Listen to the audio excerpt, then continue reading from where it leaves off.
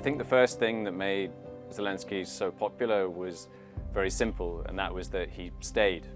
I remember being in Kyiv, and when the Russians were approaching the city, and many people believing that they would be in the city within hours. And then, one of our producers said to us, Zelenskyy is speaking, and we looked, and he was doing a selfie video in the center of Kyiv, right in front of his office, and telling people that he's here and that he's not going anywhere. Захищаємо нашу незалежність, нашу державу. І так буде й далі.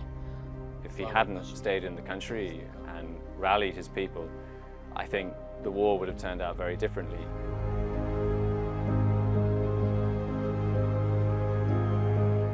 When the war began, and he transformed very quickly, incredibly quickly really, from this man who had been first of course a comedian and then actually not a very popular president, and then overnight he transformed into this inspiring wartime leader.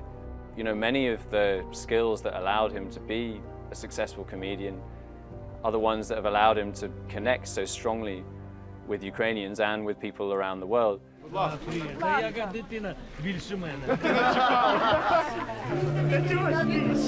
It didn't feel like he was a president way above and out of it. It felt that he was very much there alongside his people, and that he was going to stay and fight with them.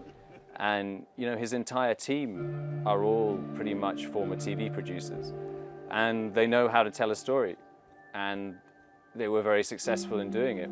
They've been able to tell people why Ukraine matters and make people all around the world understand it, which is obviously pretty incredible. Not only is he an inspiring leader who rallies countries around him, but he also is not afraid to criticize other countries. When Ukraine needs more support, he will call out countries, and we see that. He would go to parliaments and he would thank them for their support, but he would also criticize leaders if they seem to be being slow. I think he feels like he's faced kind of the worst, and now there's not much left he has to worry about.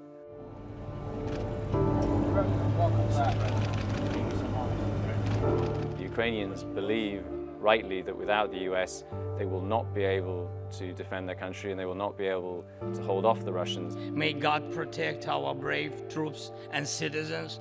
May God forever bless the United States of America. Merry Christmas and happy, victorious New Year. Slava Ukraini!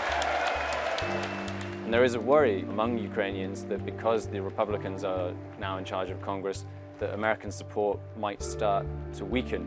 And so he believed, and they believed, that it was essential that he go and try and keep Ukraine front and center in front of Americans, who they know Americans have broad support for backing them, but they also think it's important that they don't get forgotten, that Ukraine doesn't get forgotten now, because they and Russia know that a longer war might ultimately favor Vladimir Putin.